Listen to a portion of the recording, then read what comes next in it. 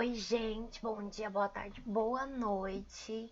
Estamos aqui para mais uma revisão, né? Mais um dia de revisão do Botânica Arcadas, botânica bioquímica, virologia, bacteriologia, tudo que der. E, né, nesse mais um dia de revisão, nosso último dia de revisão do primeiro semestre, a gente vai tratar alguns temas que são contemplados na fisiologia vegetal, como a respiração celular, mas por cima. Assim, tudo aqui é um pouco por cima, porque a intenção dessa revisão não é que seja o plano JK, 50 anos em 5, mas sim que seja uma maneira de vocês verem as dificuldades de vocês, né? Por exemplo, eu estava super bem na parte de respiração, mas putz, na parte de transpiração eu travei, assim, não soube, não consegui entender, enfim. Então, é para isso que serve a nossa querida revisão. E a gente vai contemplar esses temas que estão listados na tela, que vocês já leram provavelmente enquanto eu falava, né?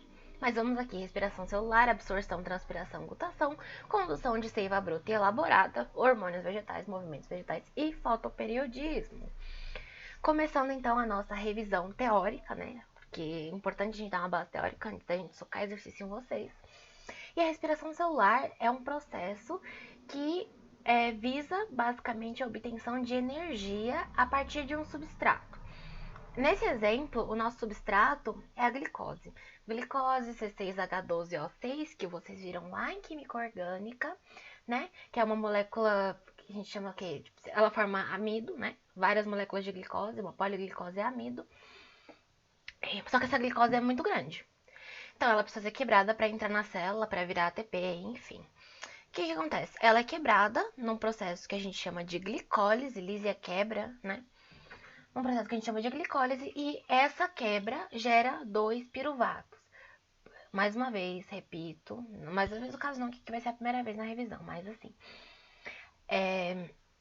Esse processo de transformar a glicose em 2 piruvatos não é direto, são cerca de 11 reações, né?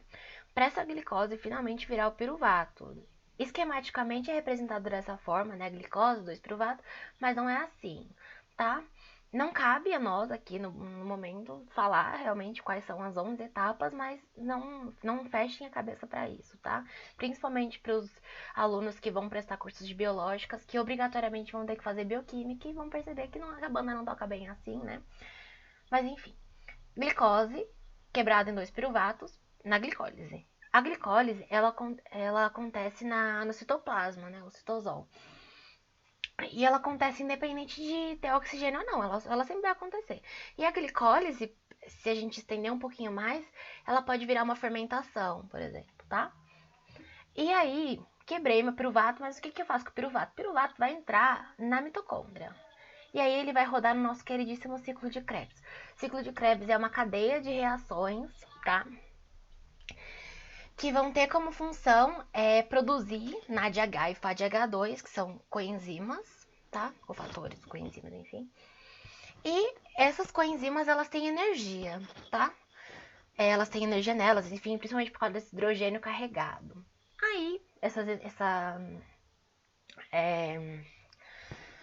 esse processo do ciclo de Krebs, ele acontece nesse espaço intermembranas, né? Que a gente chama também das... Não é bem crista, porque não é na crista. Mas é o espaço intermembrana, então a gente pode considerar como crista mitocondrial. E aí, beleza, gerou FADH, FADH2 e NADH. Isso tem muita energia, não é? E no ciclo de Krebs, a gente só gera uma molécula de GTP, tá? Que é a mesma coisa que ATP em relação à quantidade de energia, só que com uma outra base nitrogenada, que é a guanina. E aí, só que assim, só gerou um GTP, só que um GTP não é suficiente pra gente manter uma célula ativa, enfim, um organismo vivo, né? Considerando que na glicólise só foram gerados 2 ATPs. Pois bem, onde que tá a chave da energia? A chave da energia tá nessa, como é que chama? No FADH2 e no NADH. Então, o NADH e o FADH2, eles vão para um complexo, né? Para um complexo enzimático de citocromos, enfim, e vai sendo tirada energia dele a partir disso. E conforme ele vai passando por esses complexos, ele vai liberando H+. Mas qual é a pegada? Qual é a magia do H+, né? Nas cristas mitocondriais, a gente tem uma enzima super importante que chama ATP sintase ou ATP sintetase. E essa enzima, ela produz ATP. Ela faz a síntese de ATP. Só que ela só funciona com um gradiente de H+. Então tem que entrar H+, ela gira, né? Que é como se ela mostrasse que ela tá girando. Ela gira e faz ATP. Então, esse H+, que vem do FADH2 e do NADH, ele faz com que a ATP sintase funcione e assim role a produção de ATP, que é o que mais importa. E outra coisa, o ciclo de Krebs também favorece essa formação de CO2, tá? E um produto final, digamos assim, do metabolismo, nessa parte aqui, depois de passar pelo complexo, é água. Porque o oxigênio, ele é o aceptor final de elétrons. Então, esse hidrogênio, ele tá pobre. Ele tava carregado, tava enérgico, né? Tava super enérgico, super de boas ali. E aí ele tava pobre. E aí ele ficou pobre, né? Porque a gente arrancou... A gente não, né? A gente sim, né? São nossas mitocôndrias. Nossas mitocôndrias, nossas regras. Não importa. Enfim, o hidrogênio ficou pobre. E aí, tem que fazer uma coisa com ele. Não dá pra deixar ele solto, pobre, assim, à toa. Estava à toa na vida, a célula me chamou, não. Ele vai se juntar com o oxigênio, considerando que ciclo de Krebs e cadeia respiratória só acontecem, né, com a presença de oxigênio. E ele se transforma em água, tá? Então, a água do processo vem daí, tá? Assim, é isso que importa mais ou menos saber, né? Só pra ter uma noção geral do processo. Next. Agora falando de planta propriamente dita, a gente tem, antes da gente entrar na superfisiologia, que a gente vai acabar nem entrando, na verdade, mas tudo bem. A gente tem processos super importantes para as plantas, que são absorção, transpiração e gutação. Desses três, esses três eles são importantes para várias coisas, né? Por exemplo, a absorção, ela vai auxiliar na nutrição mineral da planta, né? Na nutrição tanto mineral quanto gasosa, enfim. A transpiração, ela é a bomba, né? Digamos assim, que vai ajudar na condução de seiva. E a gutação é um processo muito fofo que eu adoro e, né? Lindíssimo. Mas enfim, vamos por partes. Vamos falar de absorção. A absorção, ela então é uma maneira da planta captar coisas de fora e ela pode captar algumas coisas, né?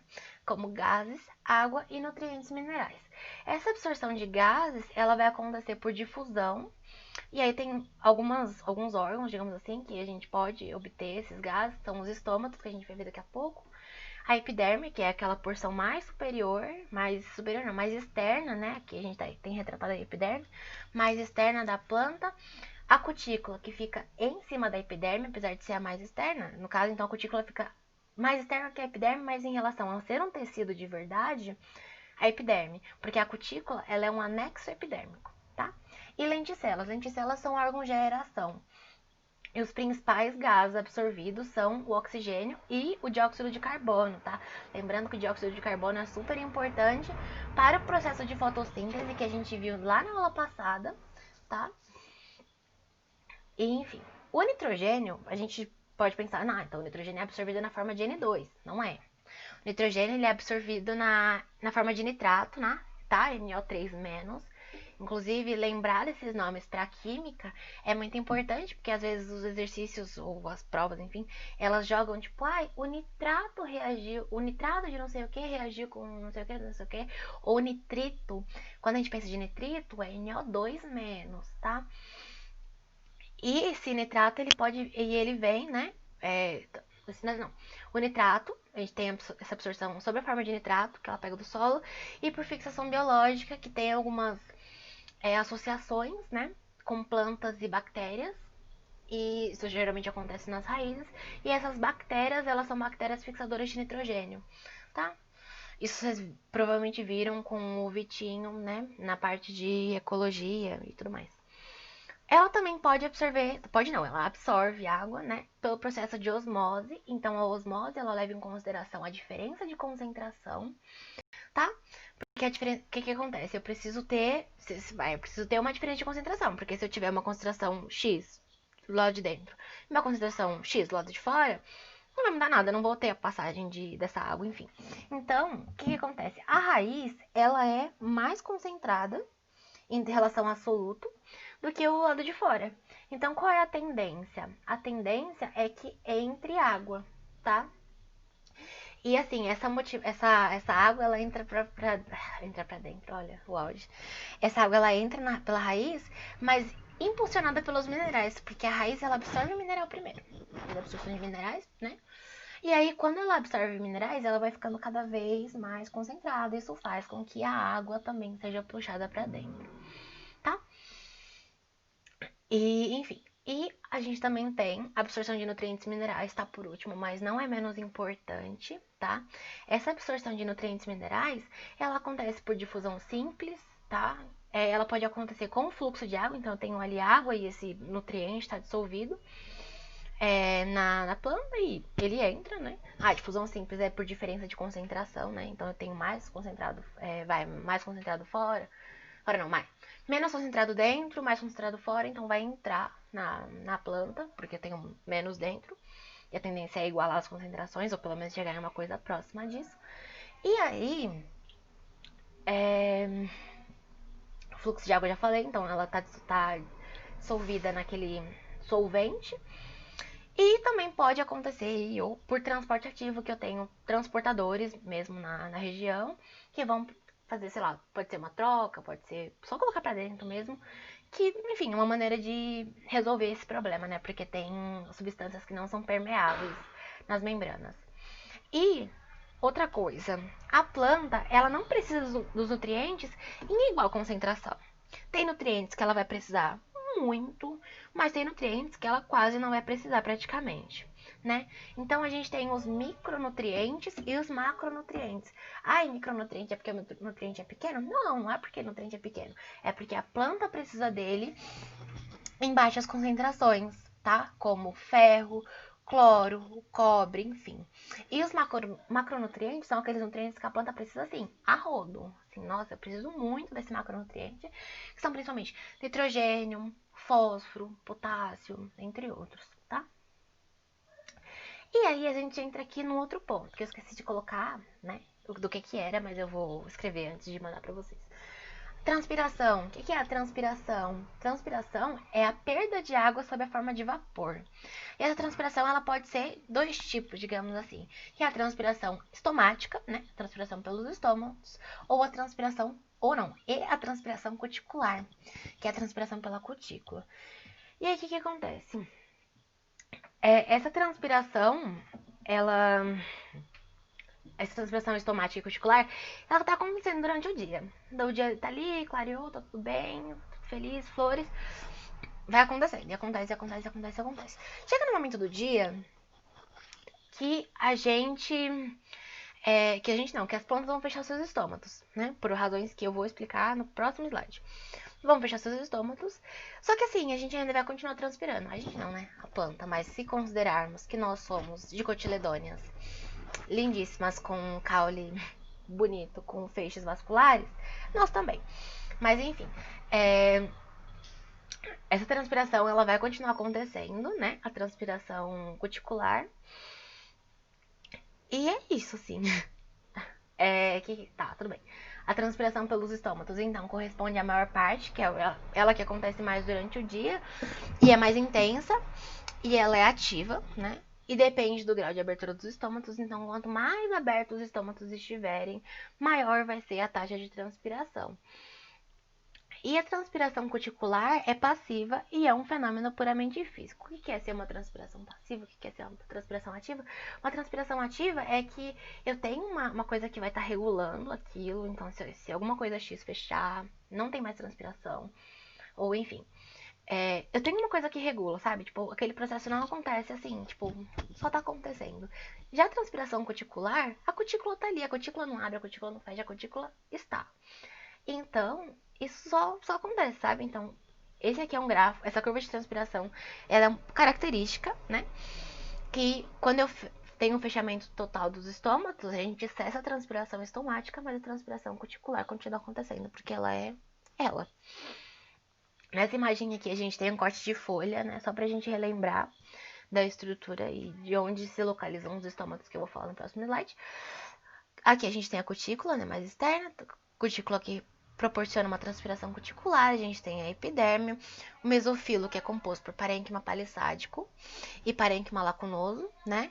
Aqui acontecem as trocas gasosas, que é essa câmara estomática, epidermis inferior, aí aqui eu tenho os estômatos, o estômato no caso, com as suas células guarda, né? O ostíolo abertinho e isso proporciona transpiração estomática. Lembrando de quem são os estômatos, então. Que eu falei que relembramos, mas não relembramos no caso. Mas enfim. Os estômatos, eles são estruturas que ficam principalmente nas folhas, tá? Acho que onde tem a maior concentração de estômatos são nas folhas. E ele tem essa estrutura. Então, ele tem duas células guarda, uma de cada lado. Elas têm uma função fotossintética também.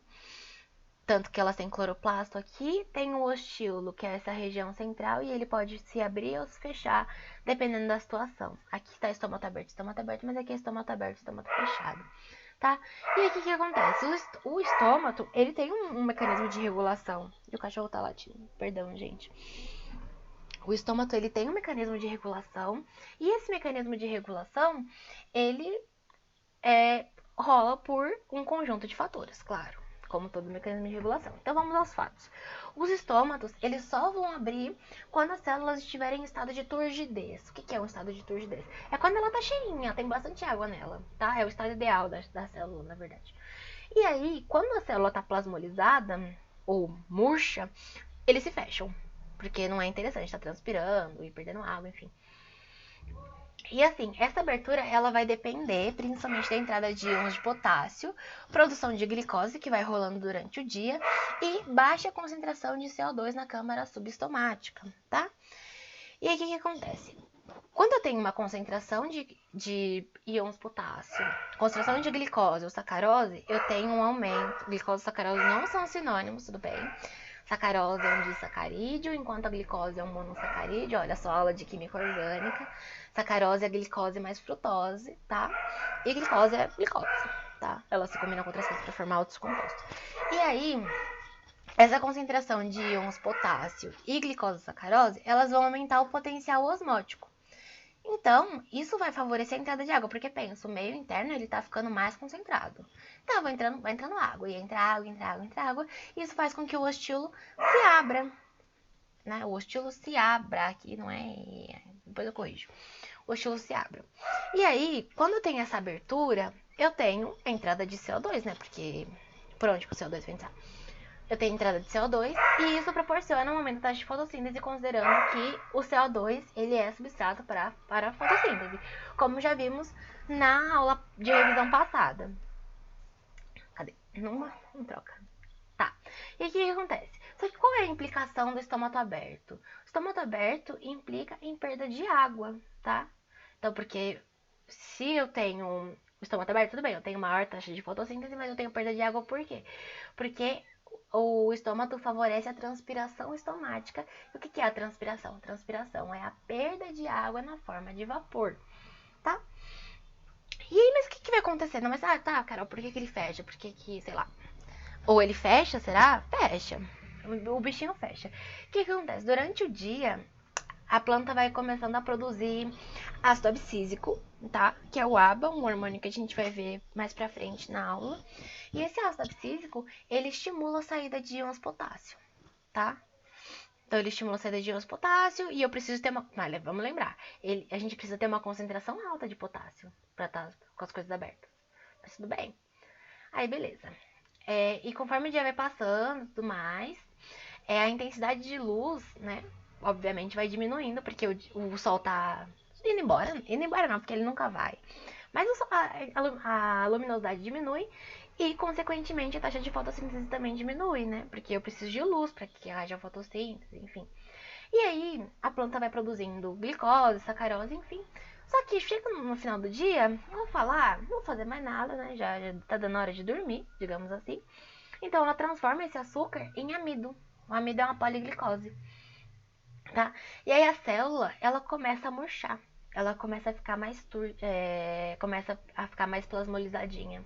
Só que vamos lembrar que a célula estar túrgida é um fator bom para a abertura estomática, ok? E estar plasmolizada é um fator contrário. Então aí a gente junta esse cenário. A gente tem uma saída de íons potássio, favorecida pela produção de ABA. Então isso faz com que a célula fique menos concentrada. Eu tenho glicose, que vai estar virando amido, né? E a célula tá murcha. Isso só gera uma coisa: fechamento dos estômatos. Então, é esse o mecanismo, basicamente, de abertura e fechamento dos estômatos, tá? E aí, de noite, no caso, é de noite que isso acontece, né? No finalzinho do dia. E de manhã, né, lá para as 8, 9 horas, tudo começa a normalizar. Então, a gente tem a entrada de potássio, a gente começa a produção de glicose, eu vou aumentando o grau de abertura dos estômatos. E é isso, tá?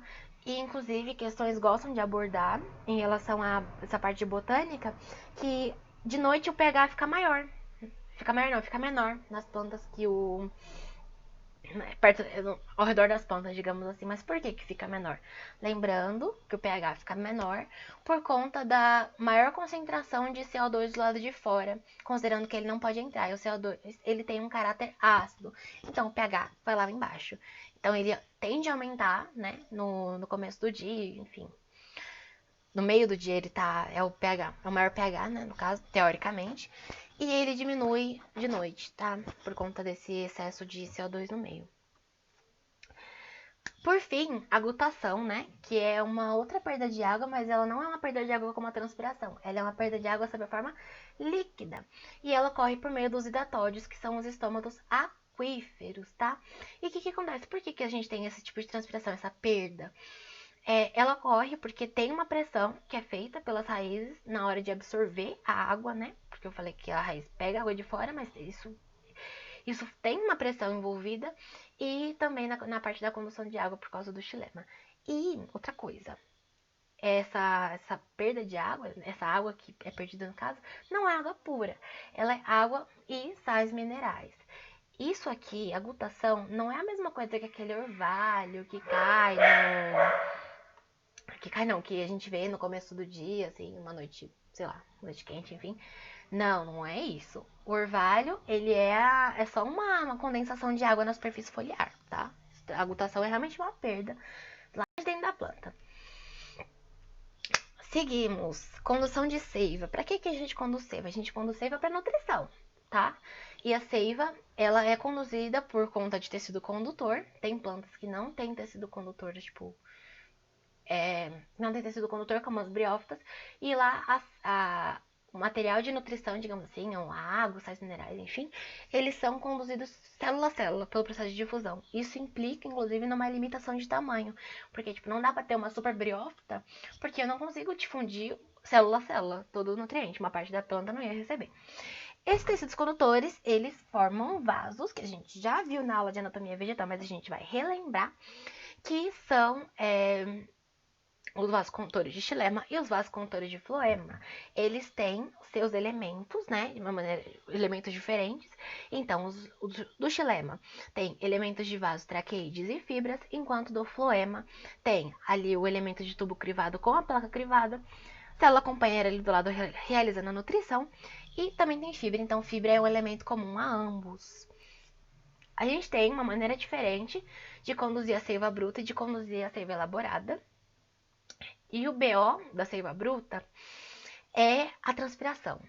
Então, o que acontece? A planta ela vai transpirar, né? E ela vai perder água. Quando ela perde água, as suas células, né? Elas tendem a ficar mais hipertônicas, porque eu tenho uma menor quantidade de solvente para mais soluto. Ou melhor, para mais soluto não, para a mesma quantidade de soluto. Mas se eu diminuir solvente, eu tenho aumento de concentração.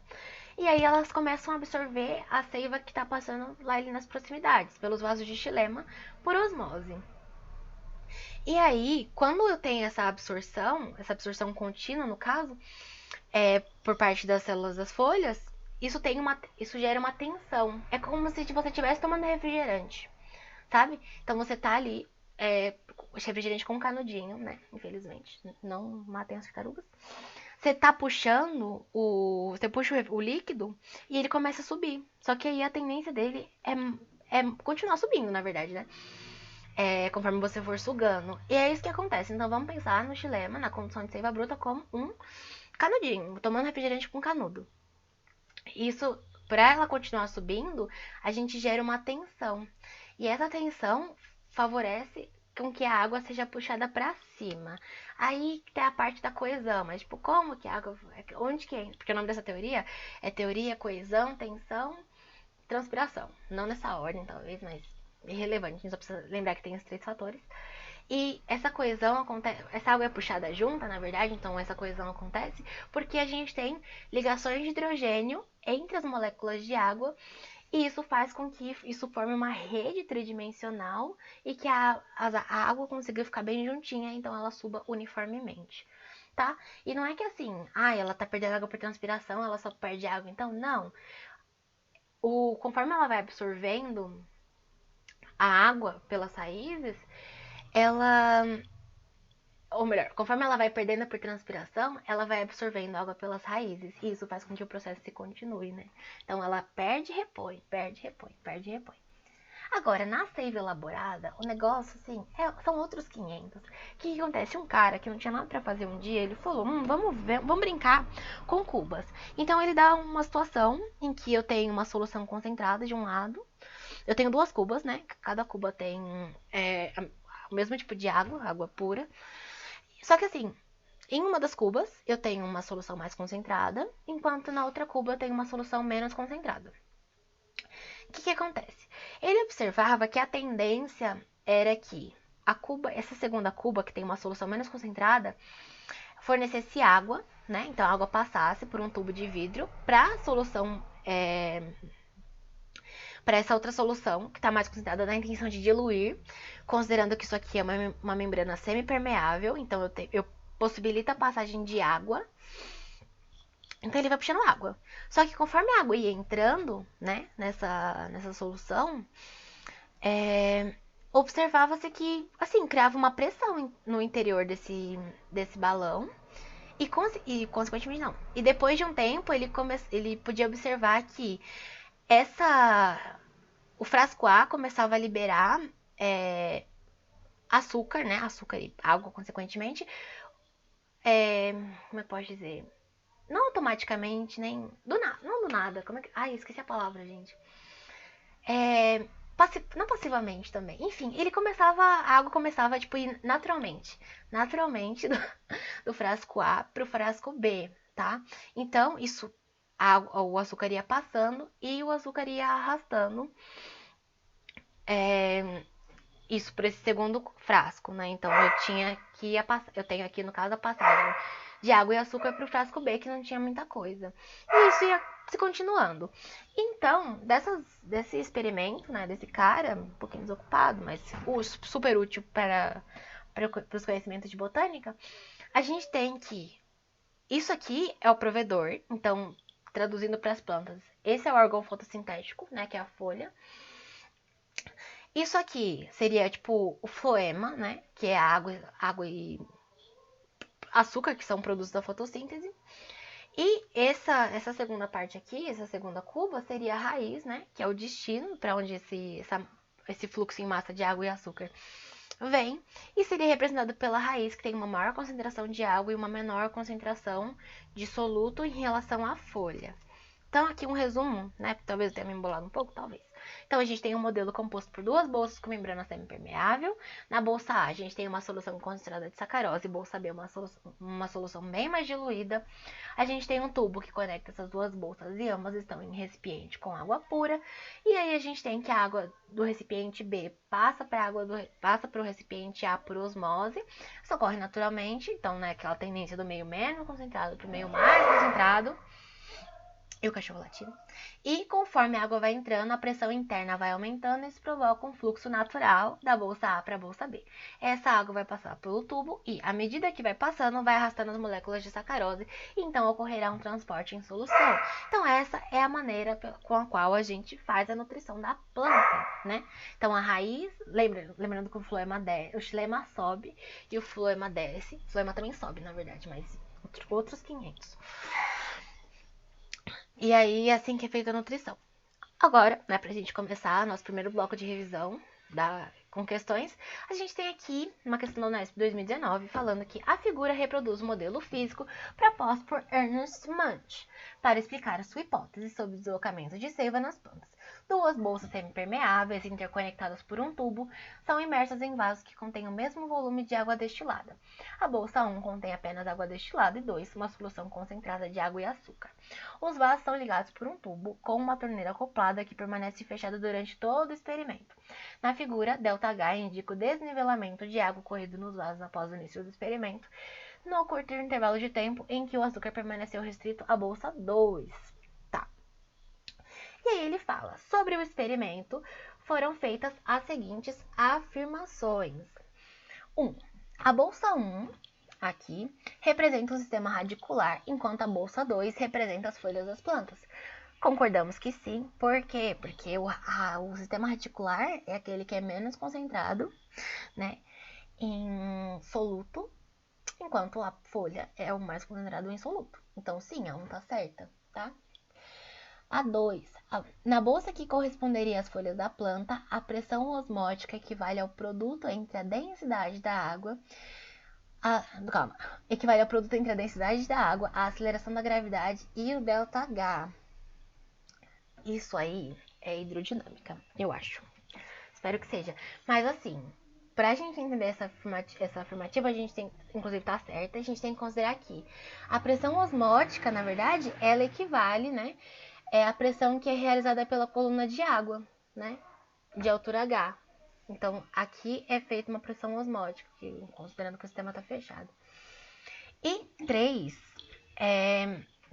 enquanto fechada, a torneira equivale na planta ao método de anelamento do caule.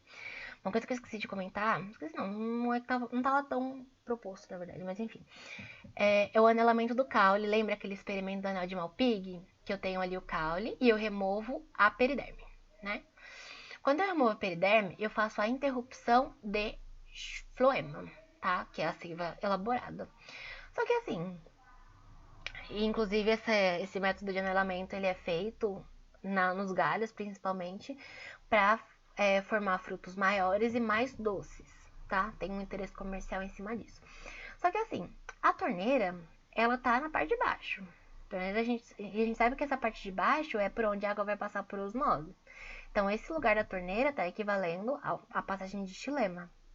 Só que, se a gente anelasse o caule, a gente teria um problema na passagem de floema.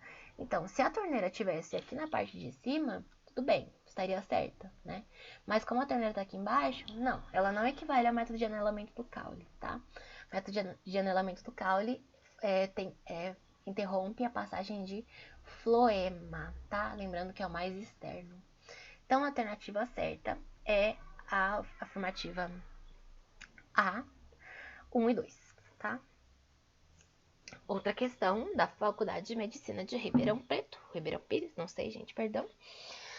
Deixa eu ver, a gente já viu aqui uma imagem, né? É importante a gente fazer análise da imagem. E a gente tá vendo aqui que é um estômago. São 2 estômagos, na verdade.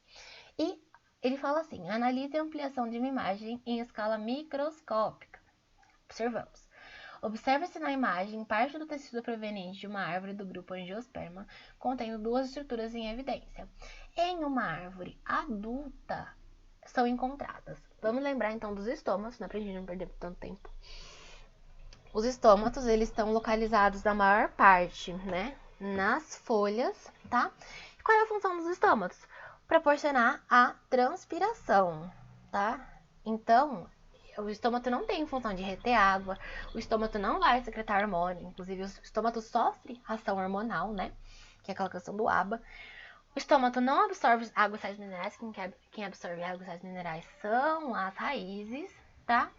E ele ajuda, né, nas trocas gasosas, porque ele tem a câmara estomática, mas ele não acontece toda a árvore, então ele acontece principalmente nas folhas. Então, a alternativa certa só pode ser a letra A de amor, que fala que os estômatos eles são encontrados em uma árvore adulta, principalmente nas folhas, e a sua função é realizar a transpiração, tá? Next, seguimos aqui o baile.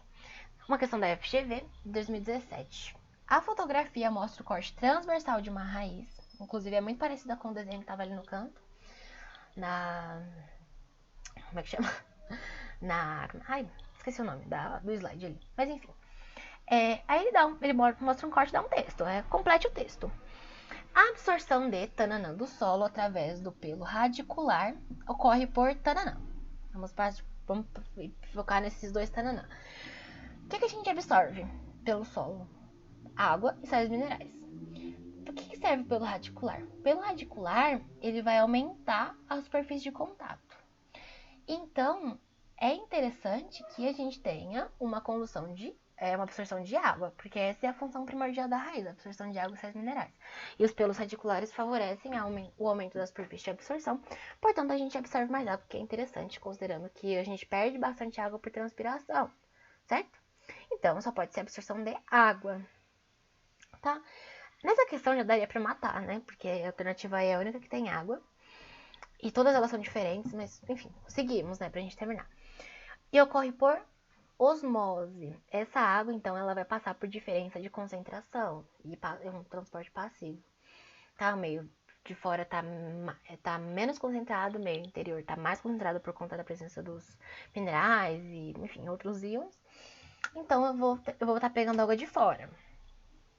E, atingindo o xilema primário, beleza. Ter sido responsável pela condução do que foi absorvido até a porção superior dos vegetais. A principal força ascendente de condução é produzida pela. Aqui, quando a gente fala de xilema, a gente está falando de condução de seiva bruta. Quem é o rolê da seiva bruta? O rolê da seiva bruta é a transpiração, que a transpiração causa hipertonicidade, então isso faz com que o xilema ao redor seja puxado, e isso promove também uma tensão na coluna, e essa tensão também é agregada, né? Agregada não, ela é favorecida pela conformação das moléculas de água, todas conectadinhas bonitinhas, formando uma rede tridimensional. Isso faz com que a água suba, como se a gente estivesse tomando refrigerante. Só que o refrigerante não é bem um refrigerante, né? É ali o nosso xilema. Tá? Então, a absorção de água ocorre por osmose e essa força ascendente que acontece, uma força ascendente de condução em relação à seiva bruta, é a transpiração foliar, alternativa E. Por fim, da UFRGS, 2016, assinale a alternativa que preenche corretamente as lacunas do enunciado abaixo, na ordem que aparecem.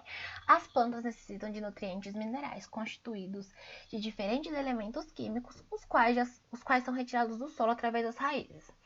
Macroelementos, como o tananã, são necessários em maiores quantidades. Já elementos como o tananã são necessários em menores quantidades, são os microelementos. Macroelementos, vamos pensar em macroelementos.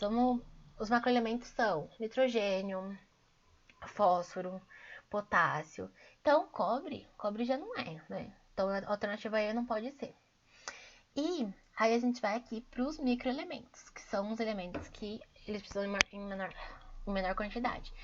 A gente já sabe que manganês, na verdade, é um elemento que eles precisam em uma quantidade um pouquinho maior. Potássio não, nitrogênio não e fósforo também não, que a gente já tinha descartado. Nessa questão aqui, considerando que o manganês tem uma demanda maior, principalmente por conta da molécula de clorofila, a alternativa certa é a letra A, nitrogênio e cobre, tá? O manganês, inclusive, ele forma complexos, tá? Pra ajudar na formação da clorofila, então é interessante que a gente tenha bastante manganês, tá? Então só pode ser a alternativa A, nitrogênio, que é um macroelemento, né? Que a gente precisa de nitrogênio, fósforo, potássio em grande quantidade, e o cobre, né? Um microelemento necessário em menor quantidade, que a gente já tinha até ele na nossa lista. Segundo bloco, vamos lá, meus queridos. Vocês podem pausar, tomar uma água, respirar fundo, pra gente seguir aqui em mais uma partezinha da revisão com hormônios vegetais, né? Começando com hormônios vegetais, que também são chamados de fito-hormônios, e eles são mensageiros químicos, reguladores do crescimento e do desenvolvimento. Eles são produzidos e armazenados em diferentes regiões das plantas, e a gente tem 5 fito-hormônios principais, que são auxina, giberelina, citocinina, etileno e ácido abscísico, famoso ABA. Começando então, a auxina, ela faz tudo, né? Então ela tá na maior parte dos lugares, na maior parte dos lugares não. Ela tem lugares, né? Principalmente os ápices do caule, o ápice do caule no caso, nas folhas jovens, né, por conta do crescimento, e em sementes, né, porque ela vai ali fornecer várias coisas, né, vai ajudar em várias coisas como o crescimento do caule e da raiz, ela vai atuar na dominância da gema apical e ela vai inibir a abscisão foliar, então ela vai impedir que a folha caia. O que é essa dominância da gema apical? Um experimento, né, que eles fizeram, várias pessoas na verdade fizeram, que eu tenho uma planta, né, tenho uma plantinha, e aí eu seccionei a porção superior, né, que eu seccionei o ápice do caule, e aí observou-se que desenvolviam-se ramos a partir de gemas, tá? Geminhas são estruturas tipo, meio dormentes, assim, que ficam nas axilas dos ramos, já crescidos, digamos assim. Ai, que saco que aqui não tem nenhuma ilustração, mas eu vou colocar no slide antes de mandar. Enfim, uma geminha, e aí você secciona essa gema e aí proporciona o crescimento dessas. Secciona a gema apical e promove o crescimento das gemas axilares. Então, eles descobriram que a auxina impedia que essas gemas brotassem. Então, impediam que tivessem mais ramos na porção do caule, tá? E aí, isso é feito por interesse comercial, porque eu consigo fazer mais ramos, né? Tipo, a poda ela é feita, ela tem um interessezinho comercial, não é só pra deixar bonito. É porque eu tenho um aumento da quantidade de ramos, então a planta fica até um pouco mais cheia. Um outro fito-hormônio muito legal é a giberelina, que ela como é que eu posso dizer? Ela atua na germinação de sementes e ela tá em folhas jovens, raízes e no embrião, tá? A giberelina, inclusive, ela trabalha meio que antagonicamente em relação ao ABA, né? Porque o ABA, ele induz dormência, enquanto a giberelina, ela induz a germinação. Continuando aqui, citocinina. Citocinina, ela é um fito-hormônio que vai estar muito presente nos órgãos que têm multiplicação celular intensa, principalmente nas raízes, né? O local de produção principal são as raízes. E ela vai produzir, ela vai induzir, na verdade, mitoses, né? Então ela vai promover a multiplicação celular. O etileno, meu favorito, um dos meus favoritos, né? Suspeita, claro. É um gás de maturação, né? E ele, além de ser, tipo, a principal função dele ser no processo de amadurecimento, né, ser esse gás de maturação, é também que ele ajuda essa quebra de dormência e ele induz a floração. Ele está em tecidos de frutos e nódulos foliares, tá? E por fim, o ácido abscísico, nosso querido ABA, ele retarda e inibe o crescimento da planta, né? Estimula a dormência de gemas e promove o fechamento dos estômatos. O ABA, ele é super do contra, assim, ele não quer falar, não vou hoje não faro. E ele é produzido no caule e em folhas velhas. Outra parte do nosso movimento Botânica Arcadas são os movimentos vegetais, que a gente pode dividir esses movimentos em 3 tipos principais: tropismos, tactismos e nastismos. Os tropismos e os tactismos, eles são orientados, então eu tenho esse estímulo e a resposta vai ser em relação àquele estímulo, então a gente tem um tipo muito claro, né, de tropismo, que é o fototropismo. Então eu tenho a luz batendo, então a planta vai se direcionar ao estímulo luminoso, né? O tactismo, ele é um crescimento orientado, ele é um movimento orientado, não tem crescimento. E um exemplo de tactismo, por exemplo, é aqui, eu vou colocar até no próximo slide já. Aqui, ó, no caso, já recapitulando da auxina, do fototropismo, incidência de luz, promove uma redistribuição lateral de auxina, que a auxina estava aqui, a auxina quer fugir da luz, então essa parte aqui vai crescer mais e ela vai crescer em direção ao estímulo, tá? Enquanto a raiz é ao contrário, a raiz vai crescer onde tem uma baixa concentração de auxina, então a auxina ela foge da luz e vai para esse lado. Se fosse um caule, ela cresceria aqui, mas como não é um caule, ela vai crescer desse lado aqui, então vai inclinar para cá.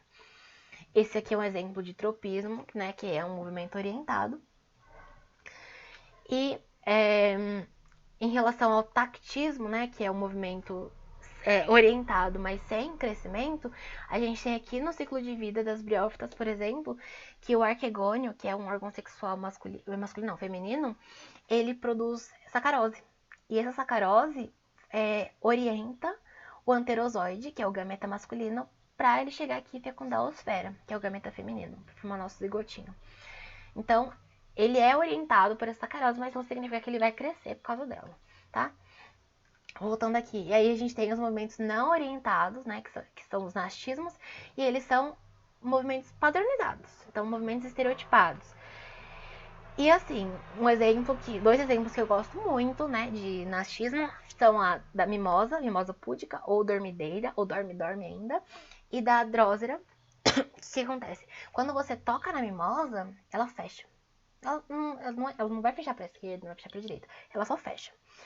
E em relação à drósera, o inseto, ele chega ali, ele pode tocar em qualquer lugar da planta, ela fecha.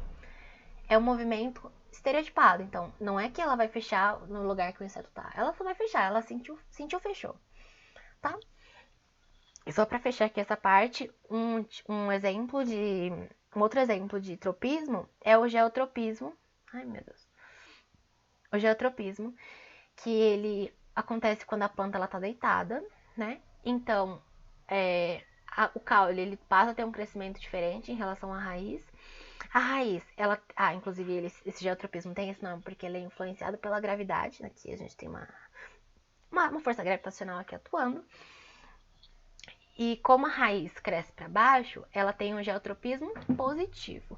Como o caule cresce para cima, né, contra a força gravitacional, ele tem um geotropismo negativo. E uma maneira da gente resolver esse problema é manter a planta deitada, mas girando, que aí a gente tem uma redistribuição normal de auxina. Porque o que acontece? Quando a gente fica com a planta deitada, a gente tem um maior acúmulo de auxina nessa porção mais baixa da planta. Isso faz com que ela cresça pra cá, porque é interessante que a planta, pro caule é interessante ter uma concentração alta de auxina, já que pra raiz é ao contrário. A raiz, ela tem uma concentração maior aqui embaixo, então ela vai crescer em cima.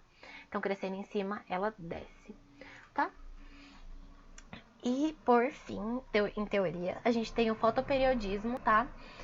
Fotoperiodismo é baseado no fotoperíodo, e esse fotoperiodismo, ele é basicamente a reação que a planta tem em relação à duração dos dias e das noites, que a gente sabe que não são iguais, porque diferentes estações do ano têm diferentes comprimentos de dia e de noite, tá? Já vimos isso, não sei se vimos. Mas ou vimos, ou vocês viram, ou vocês vão ver ainda na parte de geografia, tá?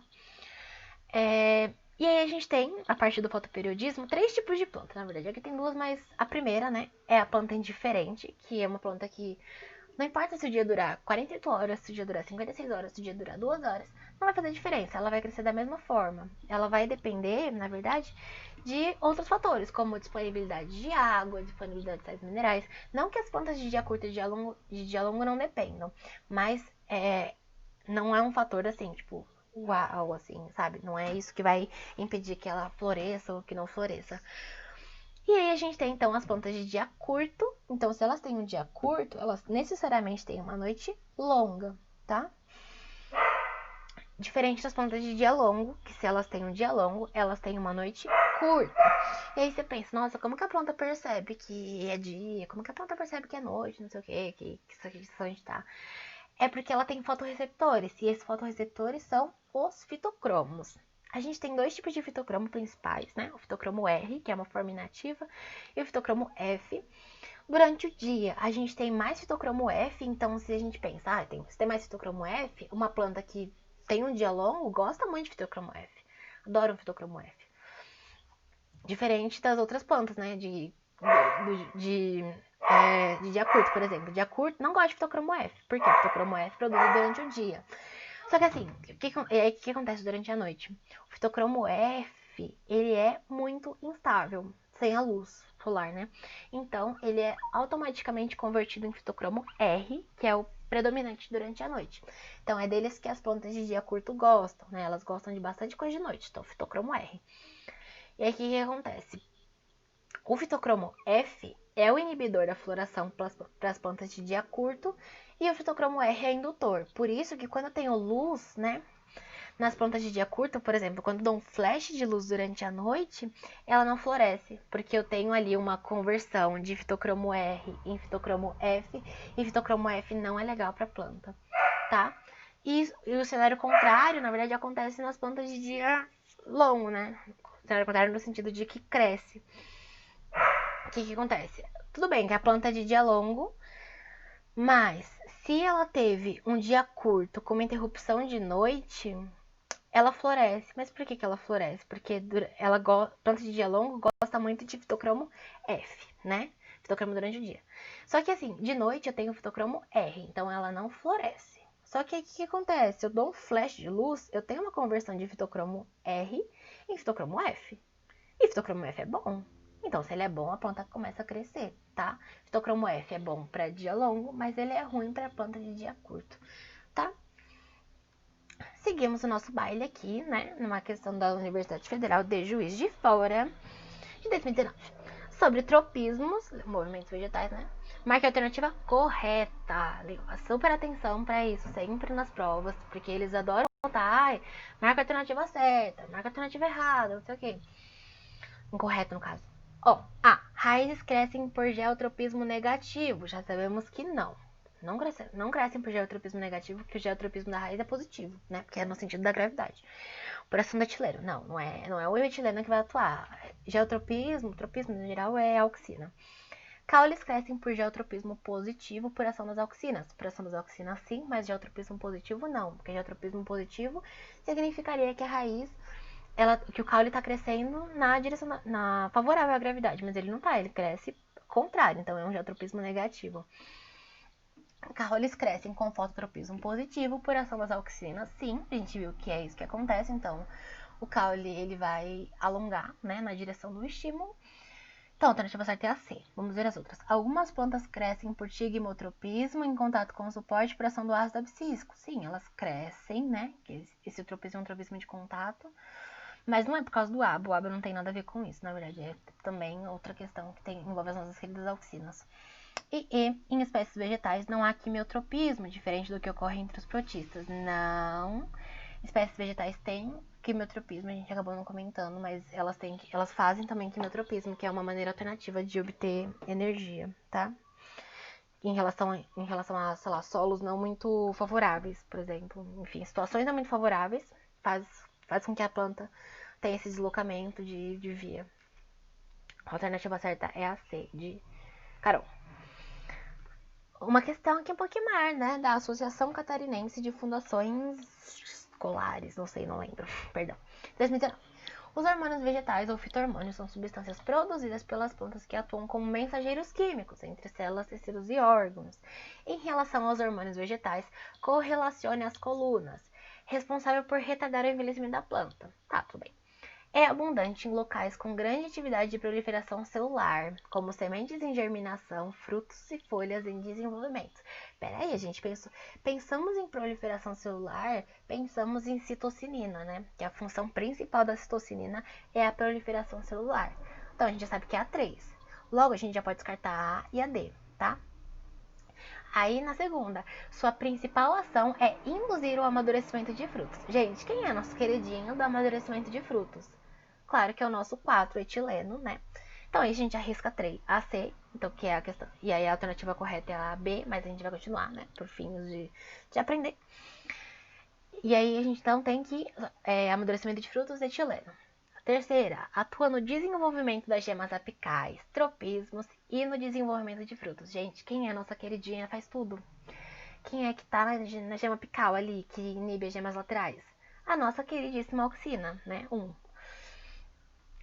Quarta, responsável pelo bloqueio do crescimento das plantas durante o inverno e pela dormência de sementes. Quem é o nosso hormônio que é do contra, que não quer nada, que ele quer dormir, quer que nada floresça, que não vai crescer, não vai florescer, não vai acontecer nada?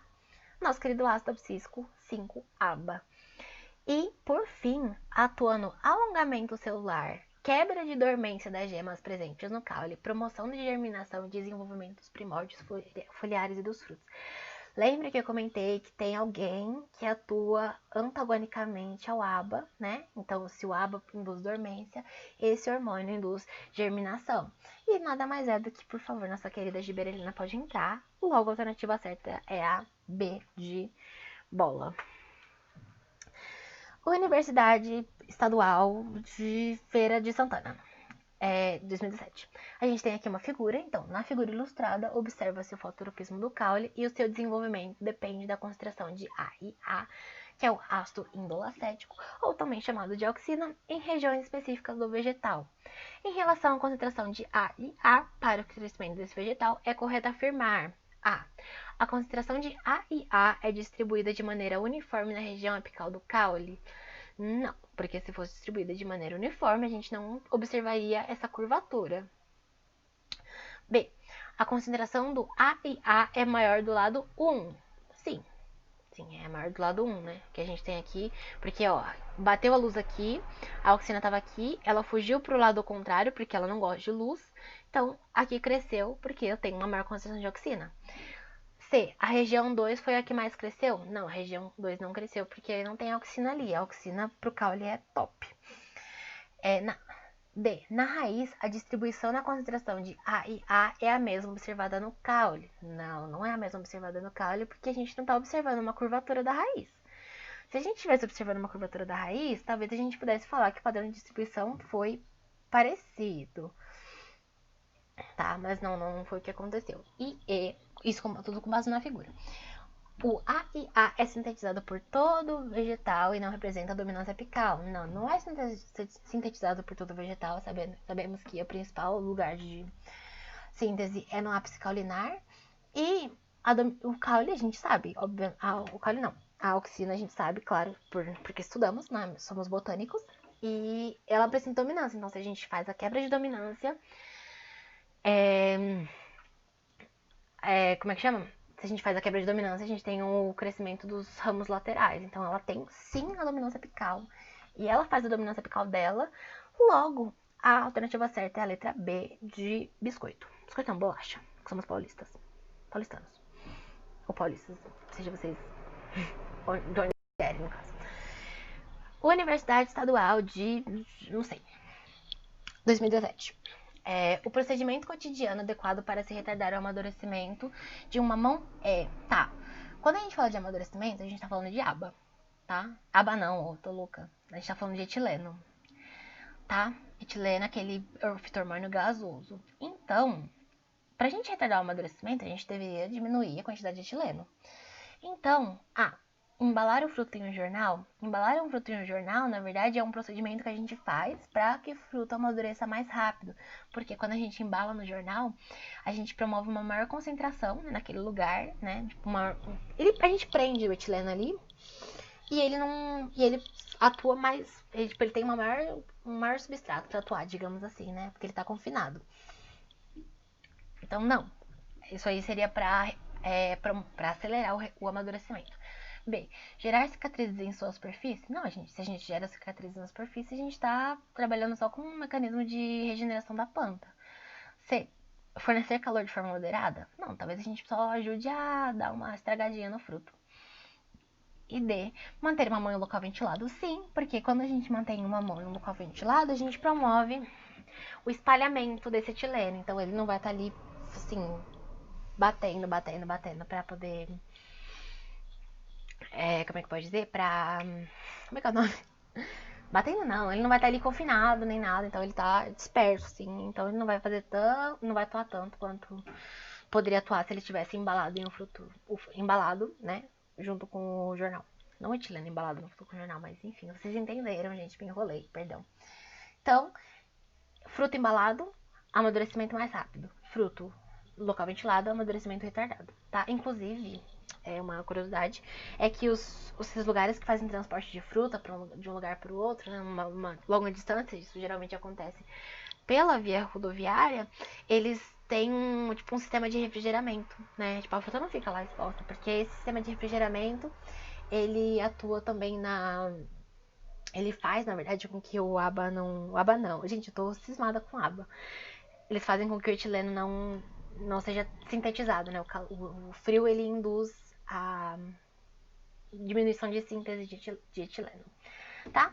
Por fim, aqui o nosso gabarito. Eu boto GABA, É uma piada, mas é uma piada ruim, né? Que o GABA ele é o maior neurotransmissor inibitório do sistema nervoso. Então eu gosto de GABA frito. Enfim, vocês vão ver isso em. Vocês viram no caso em orgânica, tá? Então esse aqui é o gabarito, tá, gente? Bons estudos, bom descanso, mais próximo das férias do que nunca. E é isso, gente. Beijo de luz.